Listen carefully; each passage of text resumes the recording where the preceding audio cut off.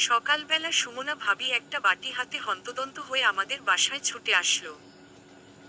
বাটি থেকে এক টুকরো ইলিশ মাছ আমার স্বামীর প্লেটে তুলে দিতে দিতে বলল, যাক ভাগ্য ভালো আপনার খাওয়া শেষ হয়ে যায়নি। আপনার জন্য আমি নিজের হাতে ইলিশ মাছ রান্না করেছি। গতকাল রাতে বললেন না আপনার ইলিশ মাছ পছন্দ, তাই সকাল সকাল রান্না করে নিয়ে এসেছি। আমার স্বামী মুচকি হেসে খাবারটা মুখে তুলতে যাবে এমন সময় আমি গিয়ে ওর সামনে থেকে প্লেটটা কেড়ে নিলাম। সোহাগ সবেমাত্র খেতে বসেছিল। আমার এমন কাজ দেখে রেগে বলে উঠল, কি হলো, প্লেট কেড়ে নিলে কেন? আমি তো এখনো খাওয়া শুরুই করলাম না। আমি ওর কথার জবাব না দিয়ে সুমনা ভাবিকে উদ্দেশ্য করে বললাম, ভাবি, সোহাগের বউকে আল্লাহ দুইটা হাত দিয়েছে, সোহাগের যদি এতই ইলিশ মাছ খেতে ইচ্ছে করে আমি রান্না করে খাওয়াতে পারবো। আপনি দয়া করে নিজের বাটি নিয়ে এখান থেকে বিদায় হন। সুমনা মুখ বেঁকিয়ে বলল, দেখেছো ভাই সোহাগ, তোমার বউটা আমার সাথে কেমন ব্যবহার করছে। এমন মেয়েকে নিয়ে কেমন করে সংসার করো তুমি? সোহাগ রেগে বলে উঠল, আচ্ছা মোনালিসা, তুমি এতটা ছোট মনের হলে কবে থেকে? সামান্য একটা ব্যাপার নিয়ে এত সিন ক্রিয়েট করছো কেন?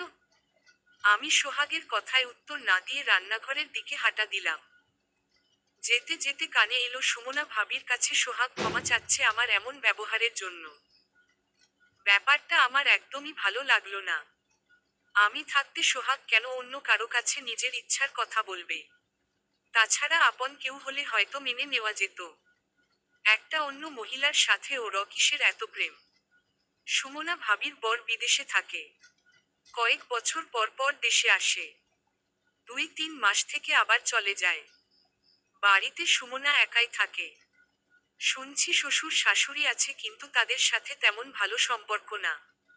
কালেভদ্রে কখনো তাদের এই বাড়িতে আসতে দেখা যায় না। এই মহিলাকে আমি এমনই তেমন একটা সহ্য করতে পারি না। সোহাগকে দেখলেই মুচকি মুচকি হাসে, রোজ বিকালে সোহাগ ছাদে গেলে তখনই তার ছাদে যাওয়া লাগে। এসব আমার খুব একটা ভালো লাগে না।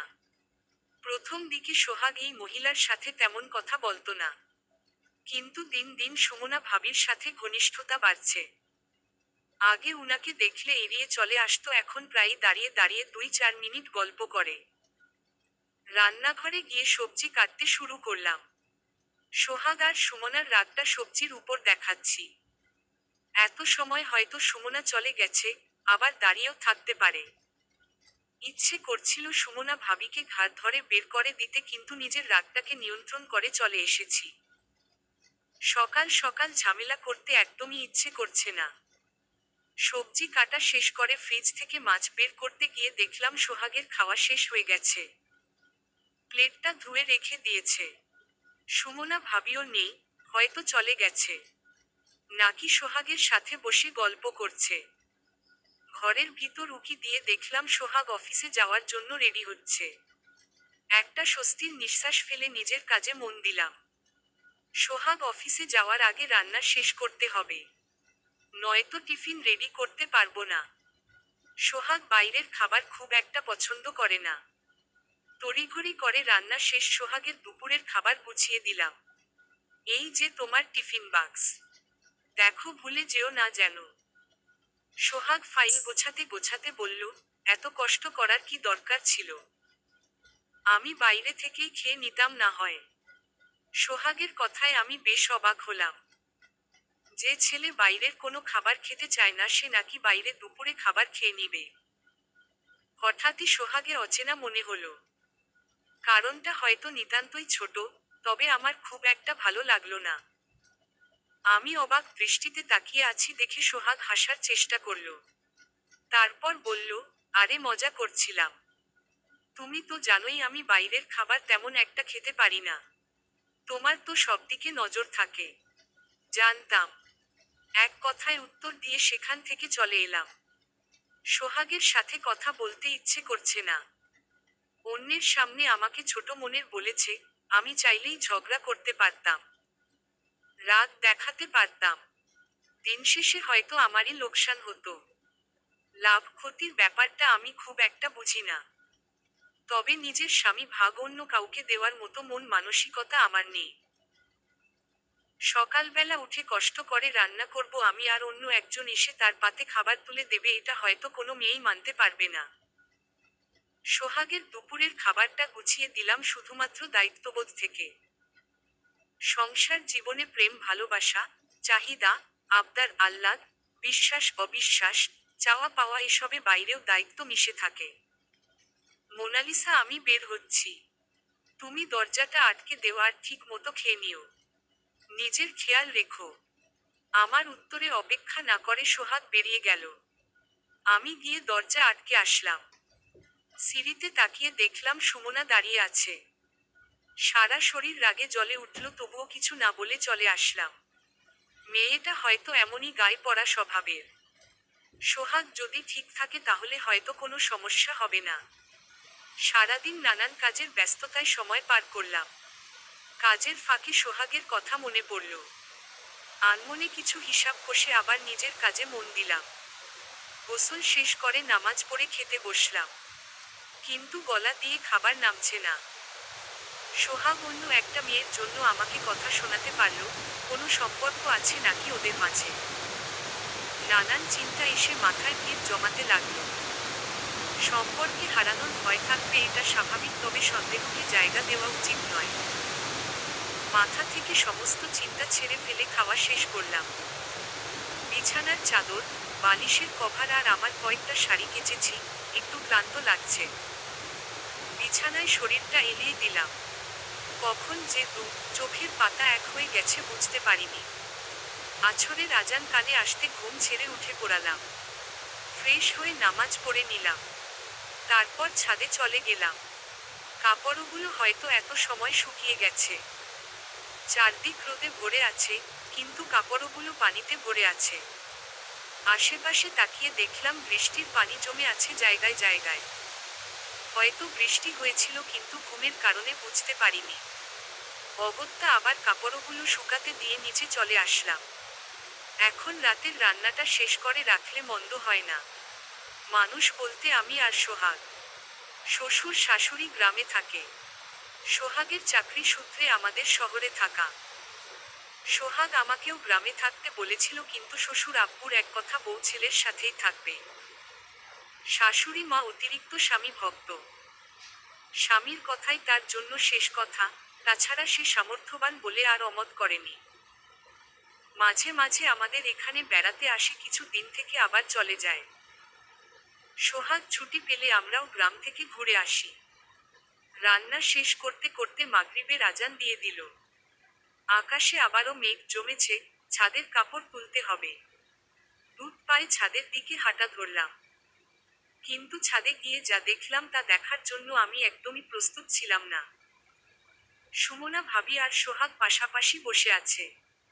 সোহাগের পরনে তখনও অফিসে পোশাক। দুইজনের মধ্যে ফাঁকা জায়গা নেই বললেই চলে। আমাকে দেখে ওরা দুজনেই ভূত দেখার মতো চমকে উঠল। সোহাগ সুমনা থেকে কিছুটা দূরে সরে বসল। আমি তার কিছু বলার শক্তি পেলাম না। কেউ হয়তো আমার বুকের উপর পাথর চাপা দিয়ে দিয়েছে, হয়তো এখনই মাথা ঘুরে পড়ে যাব। শেষ পর্যন্ত কি সোহাগ পরকীয়ায় জড়িয়ে পড়ল? সুমনার সাথে কি সত্যি ওর সম্পর্ক আছে, নাকি আমি ভুল ভাবছি? ভাবি আপনি যেমনটা ভাবছেন তেমন কিছু না। সোহাগ আমার ভাইয়ের মতো, আমাকে কবি ডাকে। এছাড়া আমাদের মাঝে আর কোনো সম্পর্ক নেই। সুমনা ভাবির কথায় আমি মুচকি হাসলাম। তারপর বললাম, যে ভাবি আমি জানি সোহাগের রুচি এতটাও খারাপ হয়নি যে কারো বিবাহিত বউয়ের সাথে কোনো প্রকার সম্পর্ক করবে।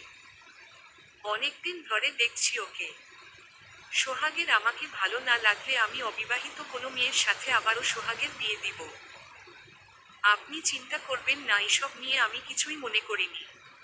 সুমনা ভাবির মুখটা মলিন হয়ে গেল। সোহাগ নির্বিকারভাবে দাঁড়িয়ে আছে। বাইরে হাসি মুখে থাকলেও আমার ভেতরটা কষ্টে ছেয়ে গেছে। তবুও নিজেকে সামলে দাঁড়িয়ে আছি। একান্ত আপন লোক ছাড়া কাউকে নিজের দুর্বলতা দেখাতে নেই। তাহলে আরো বেশি করে আঘাত করে। কথায় বলে না, নরম মাটিতে পা দিয়ে গভীরতা পরীক্ষা করে, অনেকটা তেমনি।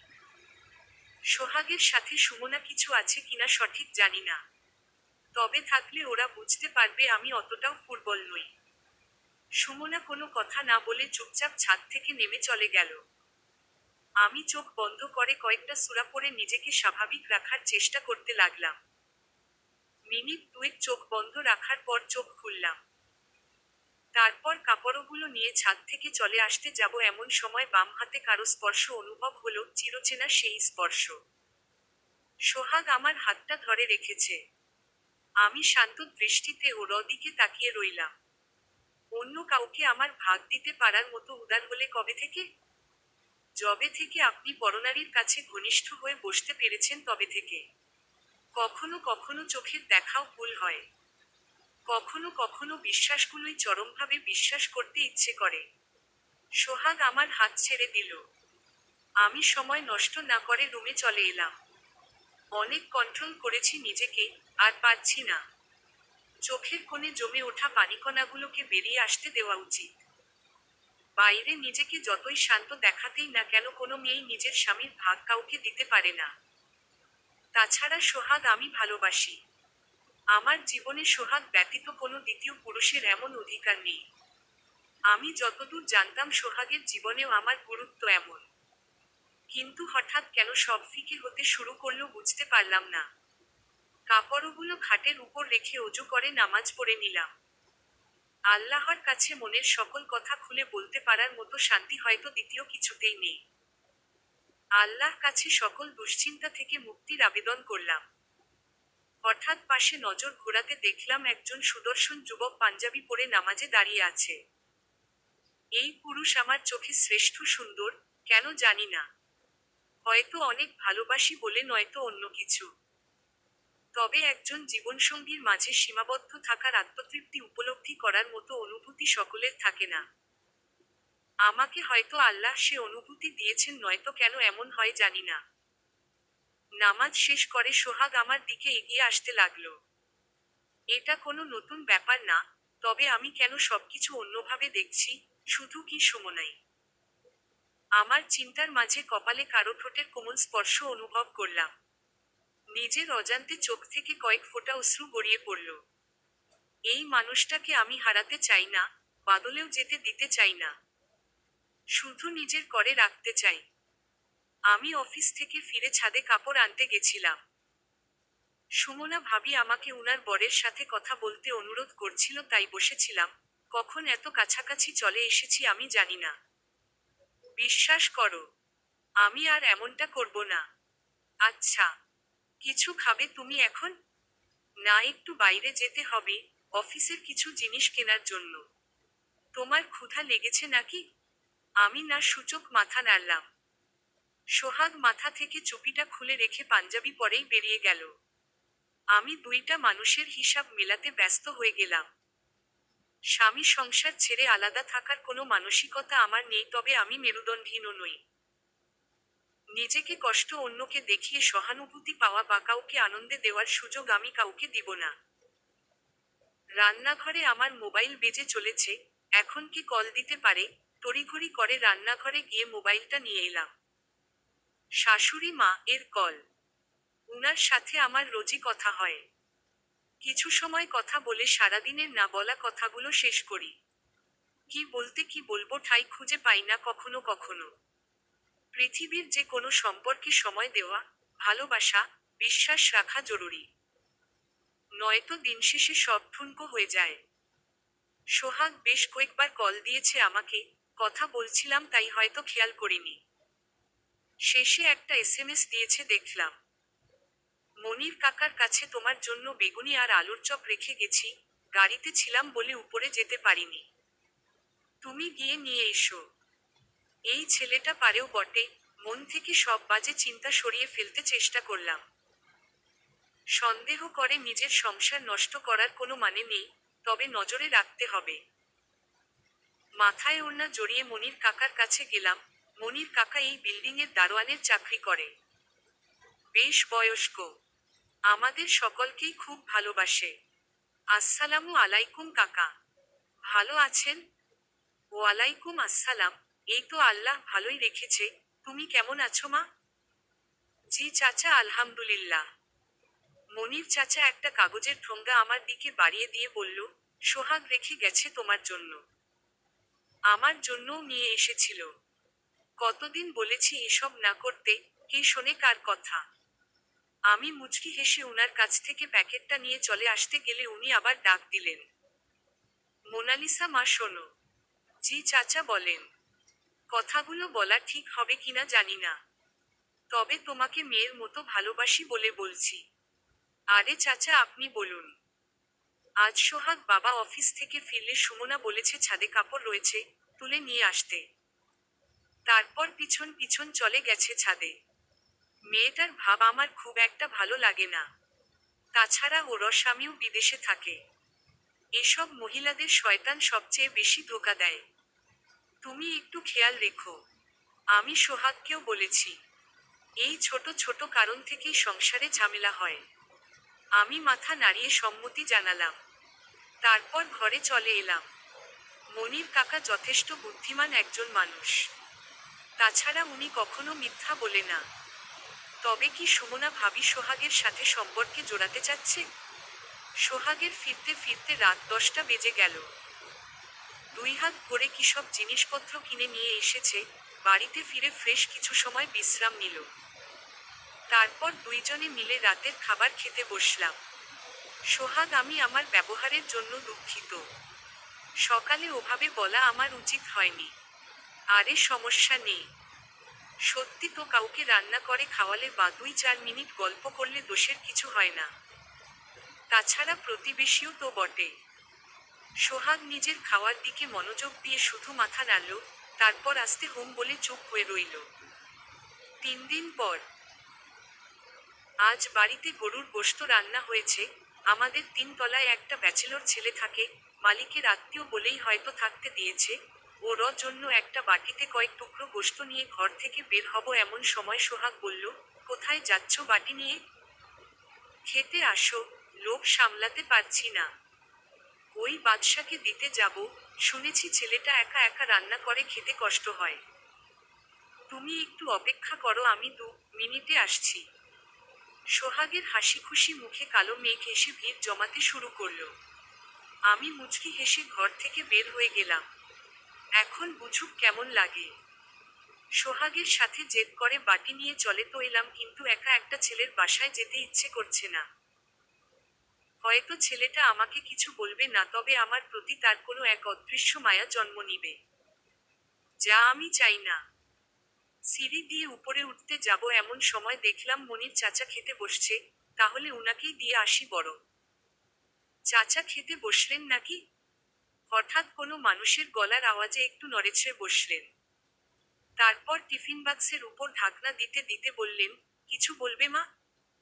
চাচা ঢাকনা দিয়ে ঢেকে রাখলেও আমি স্পষ্ট দেখেছি উনি শুধু ভাত আর পেঁয়াজ মরিচ নিয়ে খেতে বসেছিলেন।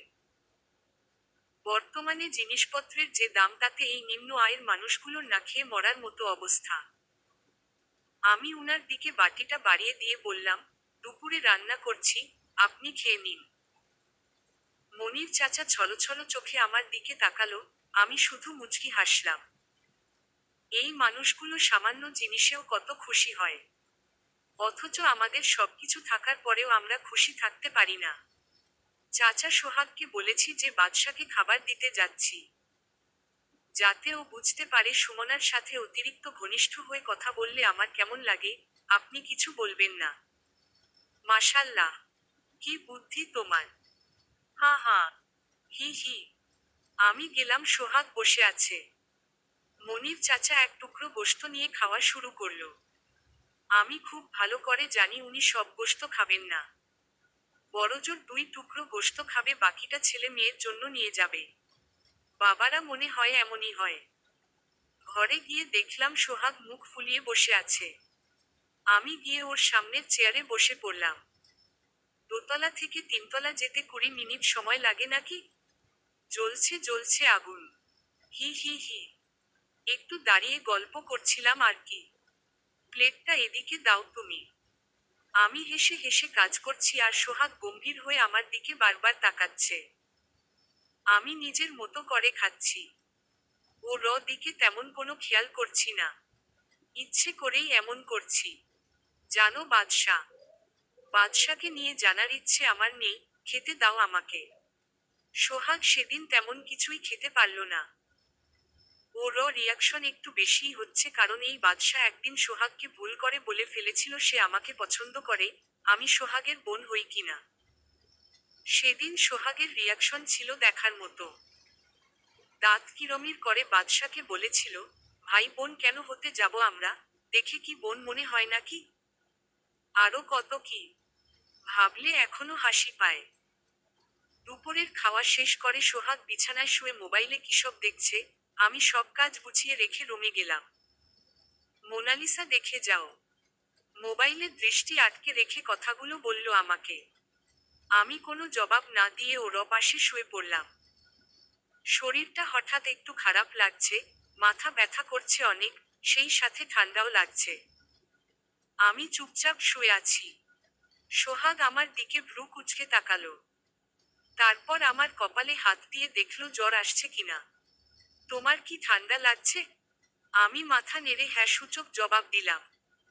সোহাগ বিছানার পাশে ভাঁজ করে রাখা নকশিকাঁথাটা আমার গায়ে জড়িয়ে দিল। উঠে গিয়ে ফ্যানের জোরটা কমিয়ে লাইট অফ করে আসলো। এরপর আমার কপালে আস্তে করে হাত বুলিয়ে দিতে লাগলো। এই মানুষ বদলে গেলে হয়তো আমি নিঃশেষ হয়ে যাব। আমাদের সম্পর্কটা হয়তো একটু নাটকীয়, সিনেমার মতো। তবে বাস্তব জীবনেও এমন করতে পারলে সম্পর্ক খারাপ হবে না, বরং ভালোই থাকবে। প্রতিটা স্বামী স্ত্রী চায় তার জীবন সঙ্গী তার খেয়াল রাখুক। যারা বলে এমন সম্পর্ক বাস্তবে হয় না, তারাও দিনশেষে এমন সম্পর্কের জন্য লোভী হয়ে থাকে। তবে অতিরিক্ত আশা না করাই ভালো। চোখ বন্ধ করার কিছু সময় পর স্বপ্নের জগতে চলে গেলাম। সোহাগ ও ল্যাপটপে বসে কাজ করছে। এদিকে আমার শরীরের তাপমাত্রা ক্রমশ বেড়েই চলেছে। সারা শরীরে ব্যথা অনুভব করছি। সোহাগ মাঝে মাঝে আমার কপালে হাত দিয়ে জ্বরের অবস্থা পরীক্ষা করছে। দরজায় কারো উপস্থিতি উপলব্ধি করে সোহাগ উঠে গেল। আরে সোহাগ ভাই শোনো, আমরা সবাই মিলে নদীর পাড়ে যাচ্ছি, তুমিও চলো। মোনালিসাকেও নিতে পারো। আমি স্পষ্ট বুঝতে পারলাম এটা সুমনা ভাবি। এর গলা, কথা বলার ধরন সবই উনার মতো। ইচ্ছে করছে উঠে গিয়ে যা মুখে আসে বলে আসি, কিন্তু শরীরের অবস্থা ভালো না।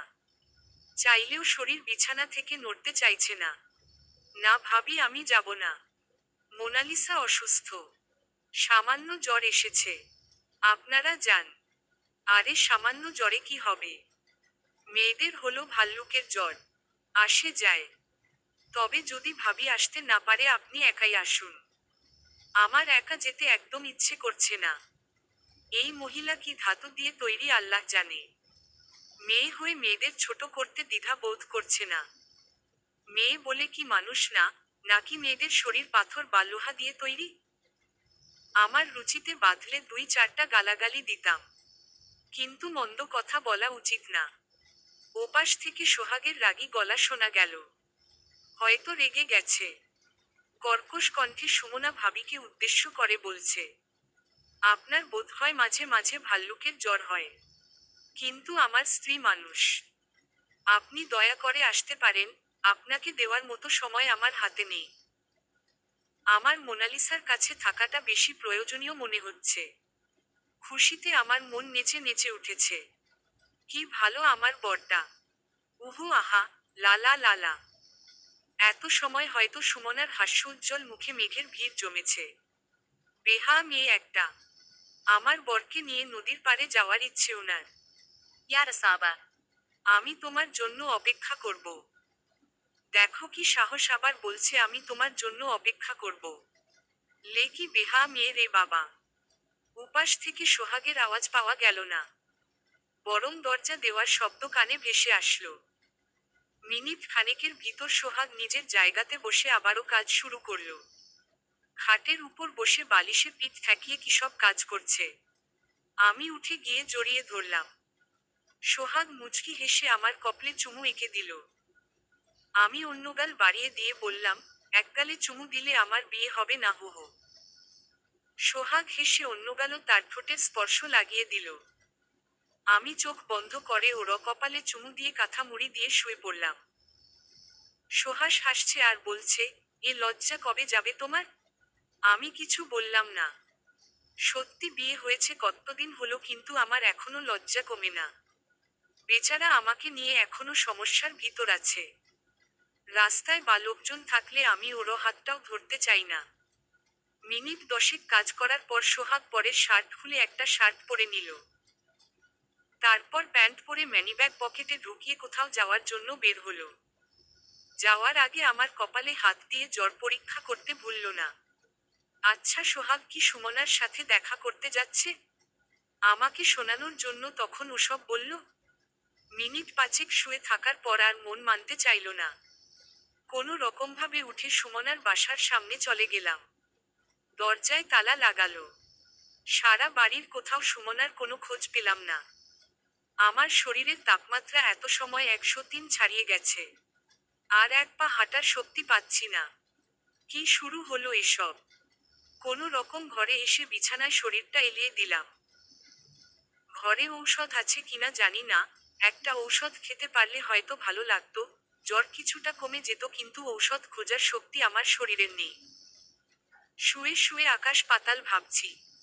এমন সময় সোহাগ আসলো।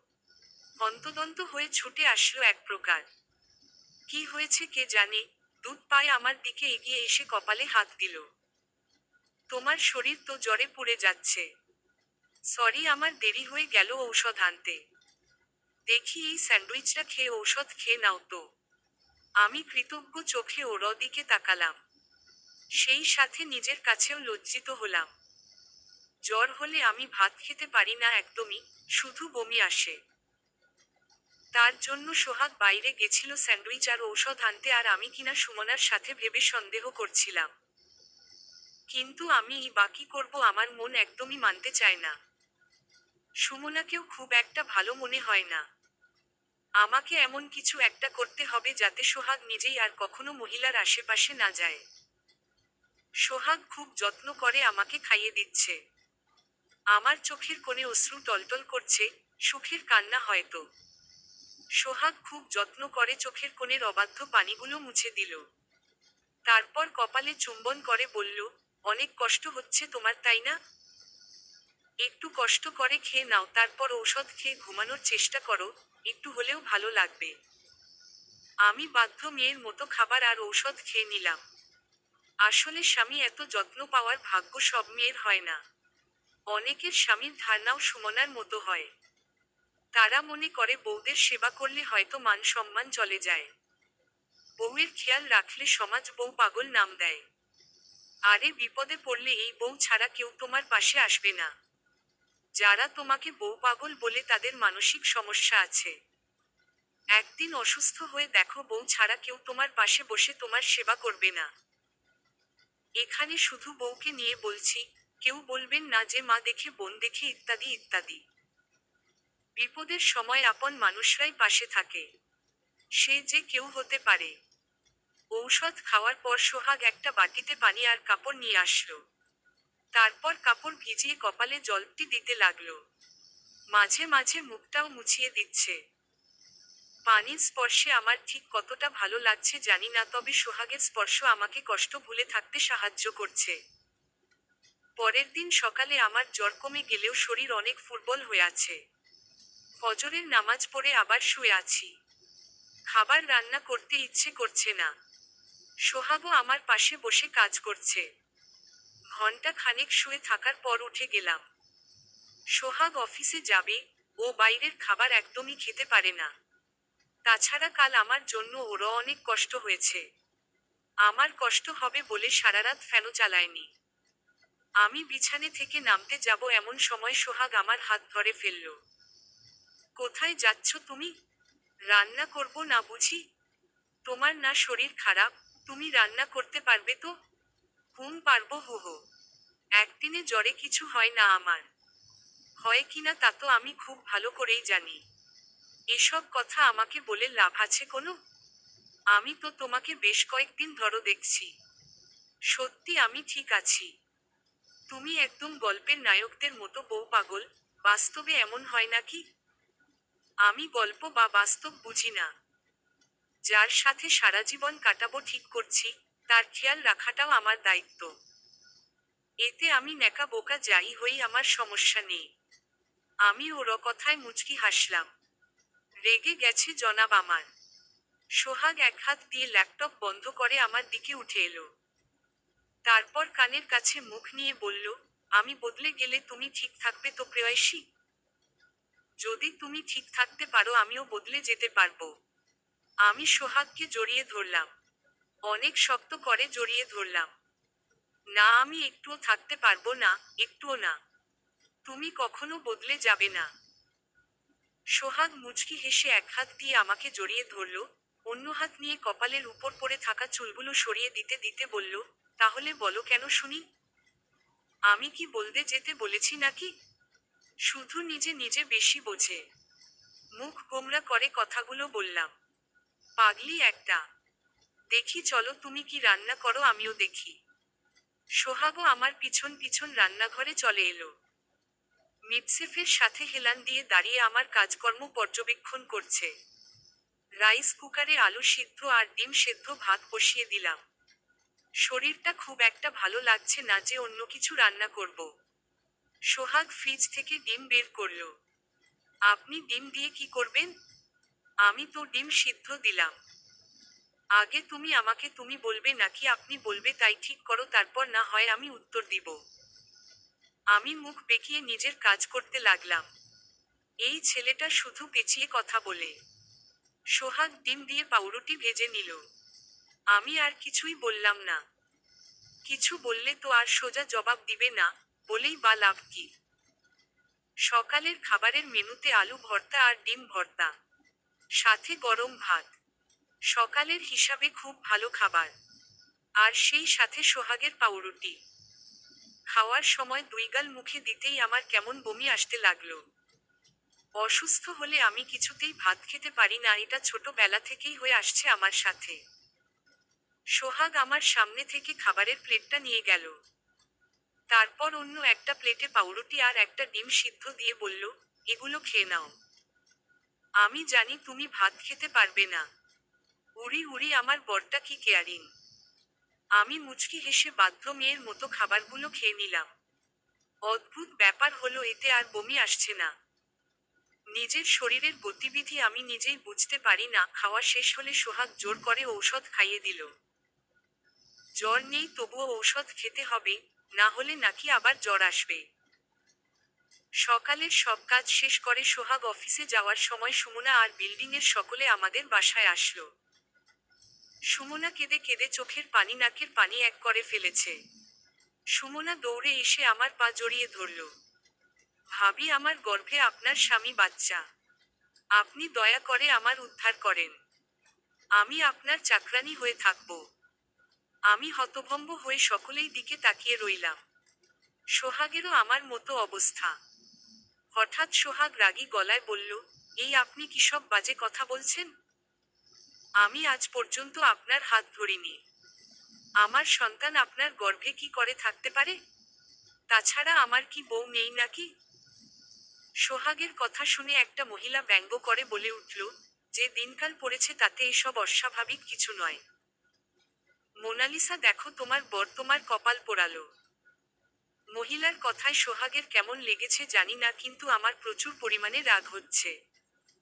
সোহাগ কখনো এই কাজ করতে পারে না। আমি কর্কশ গলায় বললাম, আমি বিশ্বাস করি না সোহাগ এমনটা করতে পারে। সুমনা ভাবি, চলেন আপনাকে চেক আপ করিয়ে দেখব আপনি আদৌ অন্তঃসত্ত্বা কিনা। সুমনার মুখটা মলিন হয়ে গেল। সোহাগ কৃতজ্ঞ চোখে আমার দিকে তাকিয়ে আছে। আশেপাশের সকলেই আমার কথার সাথে সহমত হলো। সুমনা ভাবি, চলেন আপনাকে চেক আপ করিয়ে দেখব আপনি আদৌ অন্তঃসত্ত্বা কিনা। সুমনার মুখটা মলিন হয়ে গেল। সোহাগ কৃতজ্ঞ চোখে আমার দিকে তাকিয়ে আছে। আশেপাশের সকলেই আমার কথার সাথে সহমত হলো। সুমনাও রাজি হলো, তবে সে ঘরোয়া পদ্ধতিতে পরীক্ষা করবে। কিন্তু শেষ পর্যন্ত সকলের কথা মতো হাসপাতালে যেতে বাধ্য হলো। সুমনা আর বিল্ডিংয়ের কয়েকজন লোক একটা অটোরিকশা করে হাসপাতালের দিকে রওনা দিল। আমি আর সোহাগ জন একটা রিকশা করে যাচ্ছি। সোহাগ মলিন মুখে বসে আছে। আমি সোহাগের ডান হাতটা চেপে ধরে বললাম, মন খারাপ করো না। আল্লাহ নানানভাবে মানুষের পরীক্ষা নেয়। তুমি এখন ভেঙে পড়লে হবে না। সোহাগের চোখ ছলছল করছে, হয়তো এখনই অশ্রু কণা কপল গড়িয়ে মাটিতে পড়বে। সোহাগ আমাকে কিছুই বলতে পারল না, শুধু আমার ডান হাতটা নিজের হাতের ভিতর নিয়ে রাখল। কয়েক মুহূর্তে ধরে রাখার পর তাতে চুম্বন করল। আমি বিশ্বাস করি তোমায়। সোহাগের মলিন মুখে এক চিলতে হাসির রেখা দেখা গেল, তবে তা সাময়িক সময়ের জন্য। রিকশা থেকে নেমে সোহাগ ভাড়া মিটালো, তারপর দুইজন মিলে হাসপাতালের ভিতর গেলাম। সুমনারা তখনও এসে পৌঁছায়নি। সোহাগ আর আমি ডাক্তারের সাথে কথা বলে রাখলাম। এই মেয়েকে আমি একটুও বিশ্বাস করি না। হতে পারে ডাক্তারকে টাকা দিয়ে নিজের দলে টেনে নিল। সোহাগের পরে ওর কেন এত নজর পড়ছে আল্লাহই ভালো বলতে পারবে। সুমনা সহ বাকি সকলে হাসপাতালে এসে উপস্থিত হয়েছে। সুমনাকে ডাক্তার দেখছে, হয়তো বুঝতে চেষ্টা করছে। সাধারণভাবে ঘরোয়া পদ্ধতিতে পরীক্ষা করছে প্রথমে, ফলাফল এখনো ঠিক বলতে পারবো না। সুমনা সহ সকলে অধীর আগ্রহে বসে আছে। আমি কেমন পরিস্থিতিতে আছি বলে বোঝাতে পারবো না। যদি সুমনা সত্যি গর্ভবতী হয় তাহলে আমি কি করব? যদিও আমি জানি এটা হতে পারে না, তবুও সোহাগ চুপচাপ বসে আছে। কি সব আকাশ পাতাল ভেবে চলেছে। আমি সোহাগকে বিশ্বাস করলেও সোহাগের এই নিস্তব্ধতা আমার মনের কোথাও বারবার নাড়া দিচ্ছে। প্রিয় মানুষকে হারানো ভয়টা কোথাও তীব্র যন্ত্রণায় পরিণত হচ্ছে। সকলের অপেক্ষার প্রহর শেষ করে একজন নার্স রিপোর্ট নিয়ে আসলেন। হাসপাতালে সচরাচর এত তাড়াতাড়ি রিপোর্ট দেয় না। তবে আমাদের সকলের অনুরোধে এমনটা করছে, তাছাড়া ঘরোয়া পদ্ধতিতে পরীক্ষা করতে খুব একটা বেশি সময় লাগে না। আসসালামু আলাইকুম। সুমনা আপনাদের রোগী? জি বলুক। আমরা অনেক দুঃখের সাথে বলছি যে উনি প্রেগন্যান্ট না। অন্তত রিপোর্টে তাই লেখা আছে। আপনারা আবারও চেষ্টা করতে পারেন। আল্লাহ চাইলে উনি মা হবেন। ধন্যবাদ সিস্টার। সিস্টার মাথা নেড়ে চলে গেলেন। আমি এত সময় এই মুহূর্তের জন্য অপেক্ষা করছিলাম। এগিয়ে গিয়ে সুমনার গালে গায়ের সমস্ত শক্তি দিয়ে একটা চড় মারলাম। ব্যাপারটা এত দূর হলো যে সুমনা হতভম্ব হয়ে গালে হাত দিয়ে বসে আছে। নিজের স্বামী থাকতে অন্যের স্বামীর দিকে নজর দিতে লজ্জা করে না তোর? তোকে চাইলে আগেও এই তারা চিহ্ন রোটা মারতে পারতাম, কিন্তু তখন তুই সকলের সমবেদনা চাইতি। এখন কি বলবি বল? হাসপাতালের পরিবেশ থমথমে হয়ে আছে। আমাদের সাথে যারা গেছিল সকলেই সুমনাকে খারাপ বলছে আর সোহাগের সুনাম করছে। সোহাগ হতভম্ব হয়ে আমার দিকে তাকিয়ে আছে। আমাকে এতটা রেগে যেতে আগে কখনো দেখিনি সোহাগ, যার জন্য হয়তো মেনে নিতে অসুবিধা হচ্ছে। সুমনা চোখের পানি নাকের পানি এক করে বলছে রিপোর্ট ভুল আছে। আমরা ডাক্তারের টাকা দিয়ে এমন করেছি। অন্য হাসপাতালে গিয়ে পরীক্ষা করলে বোঝা যাবে কোনটা সত্যি কোনটা মিথ্যা। সুমনার কথা মতো সকলে অন্য একটা হাসপাতালে যাওয়ার জন্য রওনা দিল। আমি বুঝতে পারছি না সুমনা একটা মিথ্যাকে কি করে সত্যি করবে। চেয়ারের উপর বসে লিটার লিটার পানি খাচ্ছে সুমনা। এবার সে আল্ট্রাসোনোগ্রাফি করে দেখবে কোনটা সত্যি কোনটা মিথ্যা। আমি একরাশ বিরক্তি নিয়ে একটু দূরে বসে আছি। সোহাগ কেমন জানি নির্জীব হয়ে গেছে, কোনো কথা বলছে না। ঘন্টা দুয়েক বসে থাকার পর সব কাজ শেষ হলো। তবে আজ আর রিপোর্ট দিবে না। কাল বিকালে রিপোর্ট নিতে আসতে হবে। সুমনা সহ সকলে ফিরে গেল। আমি আর সোহাগ নদীর পাড়ে যাওয়ার জন্য রিকশায় উঠলাম। মোনালিসা বাড়িতে চলো না প্লিজ। আমাকে এসব ভালো লাগছে না। শুধু নদী দেখে বাড়িতে চলে যাব। আচ্ছা চলো। সারা পথ সোহাগ চুপ করে বসে রইল। নদীর পাড়ে মিনিট পাঁচেক থেকে আমরা বাড়িতে ফিরে এলাম। শরীর আবারও গরম হয়ে আসছে আমার। বাইরে শক্ত থাকলেও ভিতরে ভিতরে অনেক কষ্ট হচ্ছে। কারণটা বুঝতে পারছি না, তবে কষ্টটা অনুভব করতে পারছি। বাড়িতে যাওয়ার পর দুইজনে গোসল করে নিলাম। আজ সারাদিন ওই সুমনার জন্য মাটি হলো।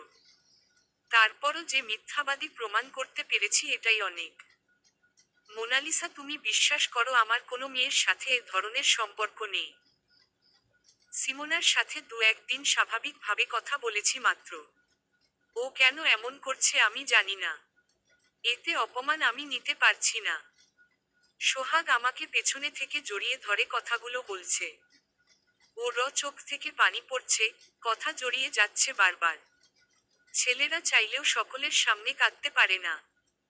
মানুষ হয়তো মনে করে ছেলেদের কাঁদতে নেই, তাদের হয়তো অনুভূতি নেই। কিন্তু তারাও মানুষ। আমি তো বিশ্বাস করি তোমাকে।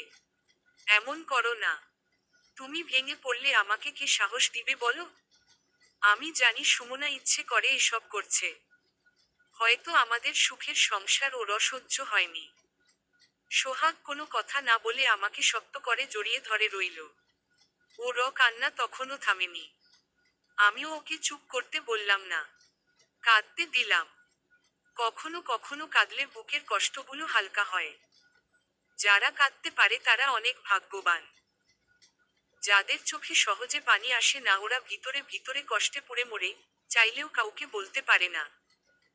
নিজের কষ্ট কাউকে বুঝতে দিতে পারে না। শুধু নিজের ভিতরের কষ্টে নিজেই কষ্ট পায়। মাগরিবের নামাজের পরে আমি আর সোহাগ ছাদে গেলাম। সন্ধ্যায় পরিবেশ আমার খুব ভালো লাগে। আকাশের তারাগুলো গুনতে চেষ্টা করি, তবে প্রতিবারই ব্যর্থ হই। ছাদে গিয়ে দেখলাম সুমনা কারো সাথে মোবাইলে কথা বলছে। আমি তোমার কথা মতো সোহাগে ফাঁসিয়ে দিয়েছি, কিন্তু আমি কি করে প্রমাণ করব আমি গর্ভবতী? তুমি কেন এমন করছো বলো তো? আমি আর সোহাগ চুপচাপ দাঁড়িয়ে রইলাম। ওর কথাগুলো শোনা অনেক জরুরি। ওপাশ থেকে কি বলছে ঠিক বুঝতে পারলাম না।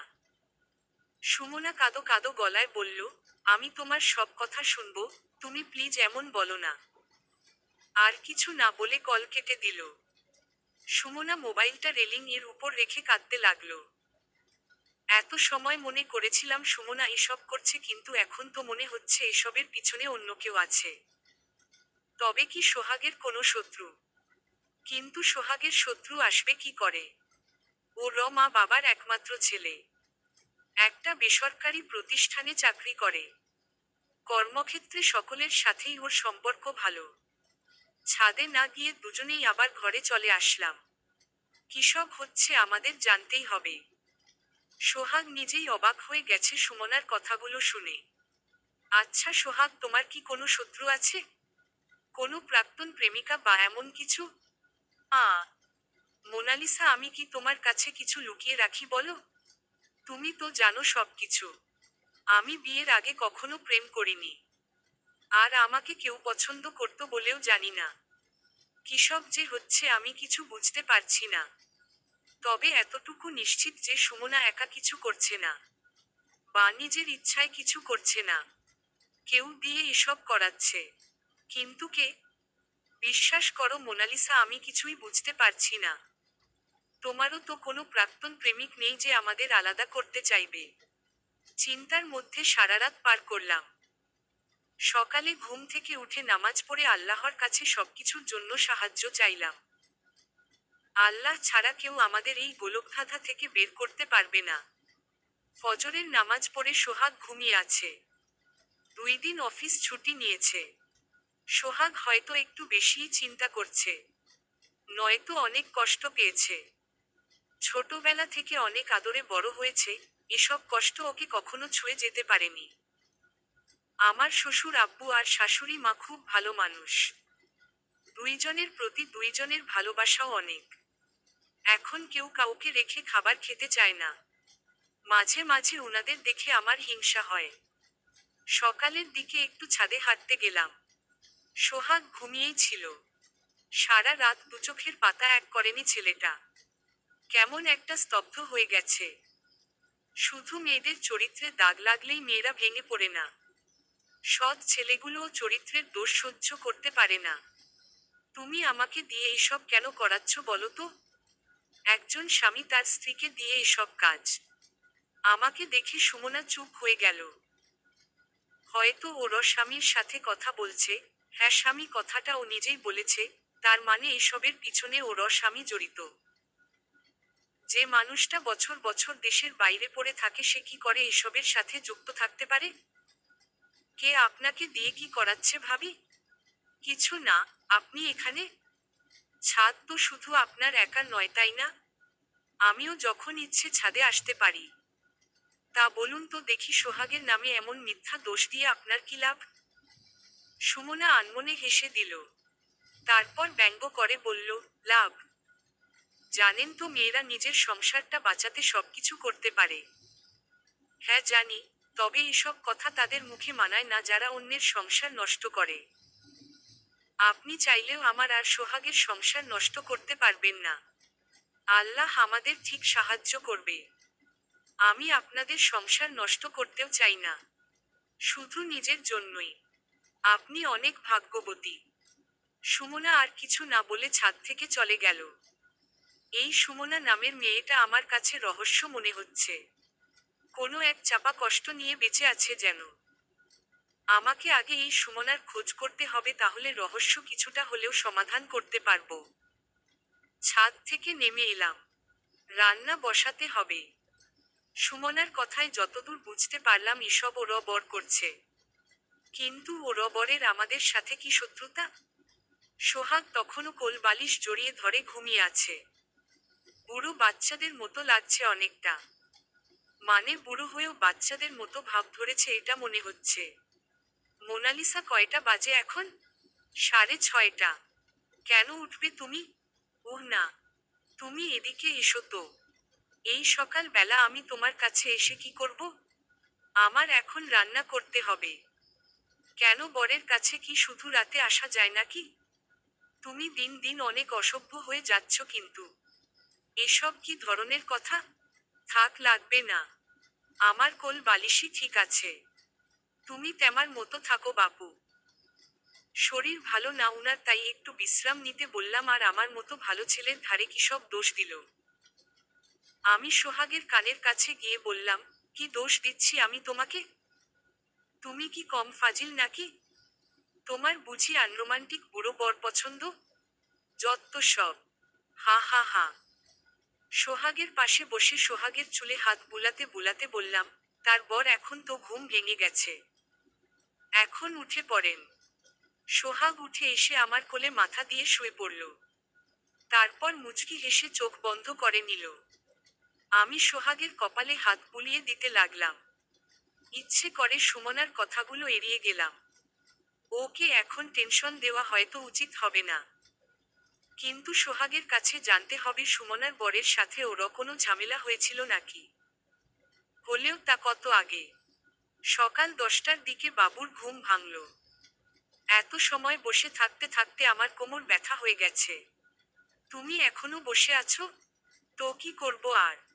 সোহাগ মুচকি হাসল। আমি সকল খুশি যেন এই হাসির মাঝে সীমাবদ্ধ।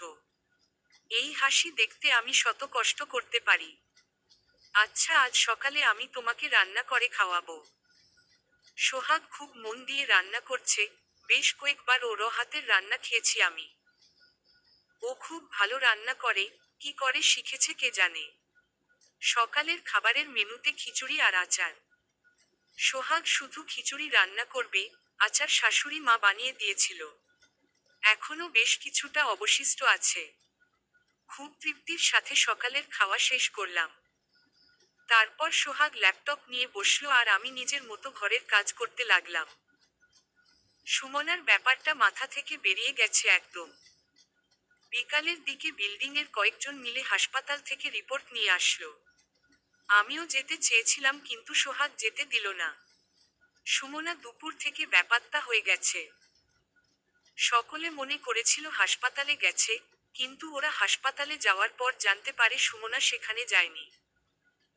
কিন্তু সুমনা সেই দুপুর দুপুর ঘরে তালা মেরে কোথাও একটা গেছে, এখনো আসেনি।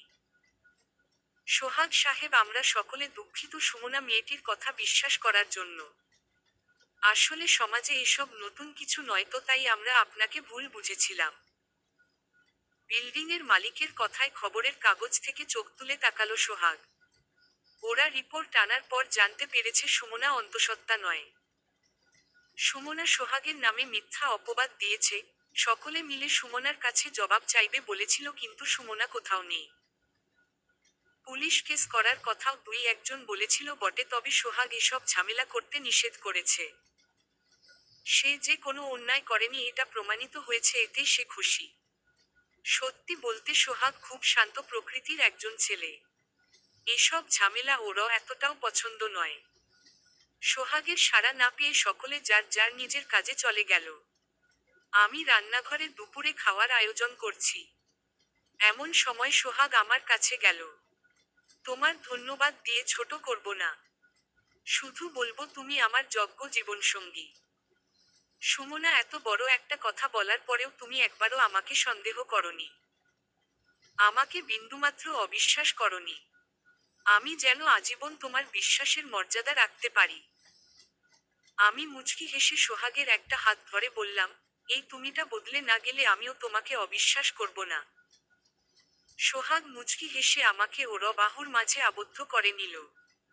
হালাল সম্পর্কগুলো এমনই হওয়ার উচিত, শত বাধার পরেও যেন তা টিকে থাকে। দুজন মানুষ যেন শুধু দুজনের হয়ে বেঁচে থাকে। তারপর কেটে গেছে প্রায় 2 বছর। গত মাসে জানতে পেরেছি আল্লাহ আমাদের ঘরে নতুন মেহমান দান করেছে।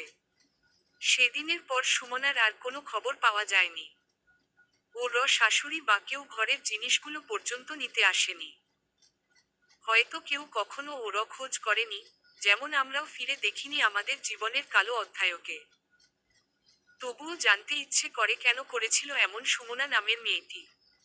কি জন্য ওর স্বামী এমন করেছিল দিয়ে? লোকটা কি ওর স্বামী নাকি অন্য কেউ?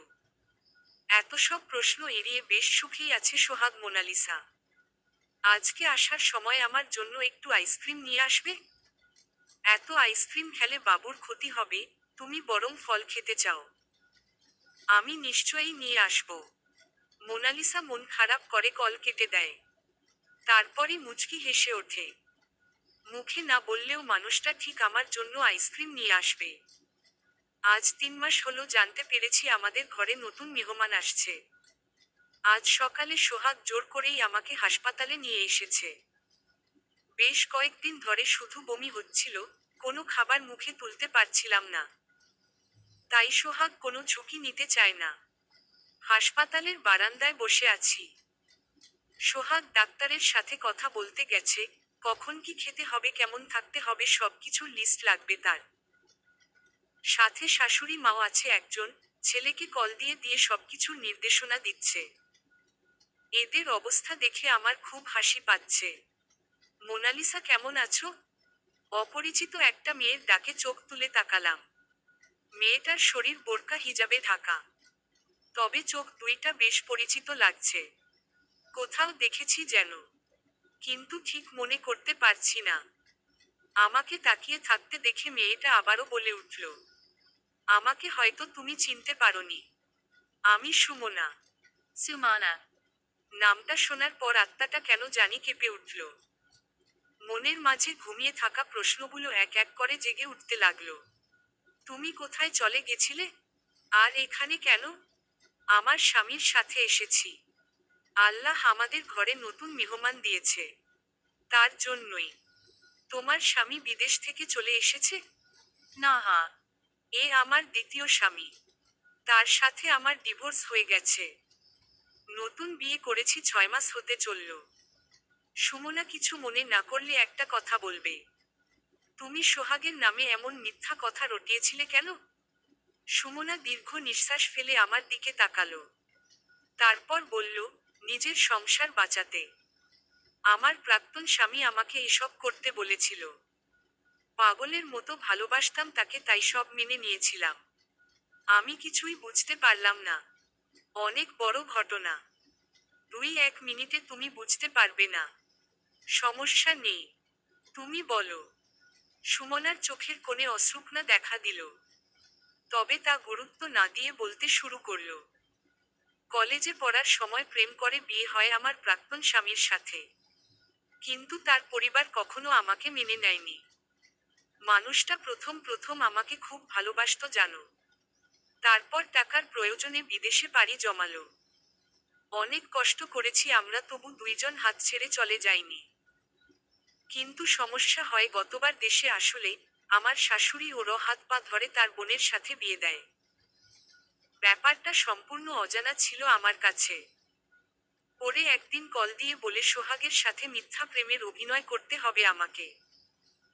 সোহাগের সাথে তার নাকি কিসব পুরনো শত্রুতা আছে। আমি যদি এমনটা না করি তাহলে আমাকে ছেড়ে দিবে। জানো তো মোনালিসা, আমার মা বাবা কেউ নেই।